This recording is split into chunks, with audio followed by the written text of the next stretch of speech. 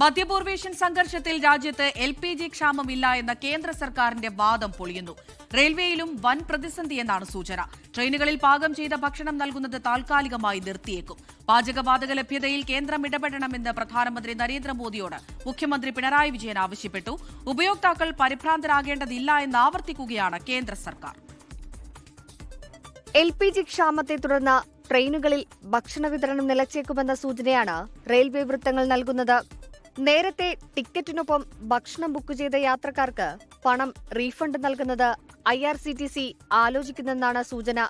നിലവിൽ ആശുപത്രി, വിദ്യാഭ്യാസ സ്ഥാപനങ്ങൾ ഉൾപ്പെടെ അത്യാവശ്യ മേഖലയിലേക്കുള്ള വാണിജ്യ സിലിണ്ടറുകളുടെ ഉൽപാദനം മാത്രമാണ് നടക്കുന്നത്. കേരളത്തിൽ ഇപ്പോൾ തന്നെ ഒട്ടേറെ ഹോട്ടലുകൾ അടച്ചതായി ഹോട്ടൽ ആൻഡ് റെസ്റ്റോറന്റ് അസോസിയേഷൻ ഭാരവാഹികൾ പറയുന്നു. ഗ്യാസ് കിട്ടാനുമില്ല. ഇനിയിപ്പോൾ കിട്ടുകയാണെങ്കിൽ തന്നെ ഇതിൻ്റെ വില വല്ലാത്തൊരവസ്ഥ. ഞങ്ങൾക്ക് മുന്നോട്ട് പോകാൻ കഴിയാത്തൊരവസ്ഥ. മിനിമം 2000-3000 രൂപയുടെ വ്യത്യാസമാണ് ഗ്യാസിലൂടെ നമുക്കൊരു ദിവസം അമിതഭാരം വരുന്നത്. കരിഞ്ചന്തകൾ കണ്ടെത്താൻ റവന്യൂ ഉദ്യോഗസ്ഥരുടെ സ്ക്വാഡ് പരിശോധന നടത്തുമെന്ന് ഭക്ഷ്യ സിവിൽ സപ്ലൈസ് മന്ത്രി GR അനിൽ 24-നോട് പറഞ്ഞു.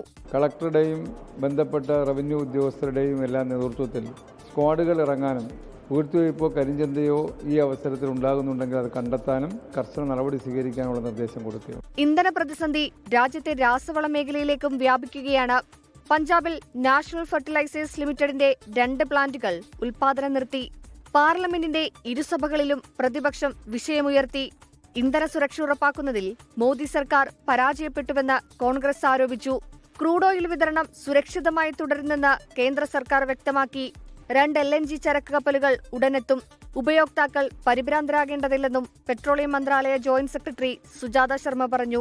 വിവിധ ബ്യൂറോകൾക്കൊപ്പം ന്യൂസ് ഡെസ്ക് 24.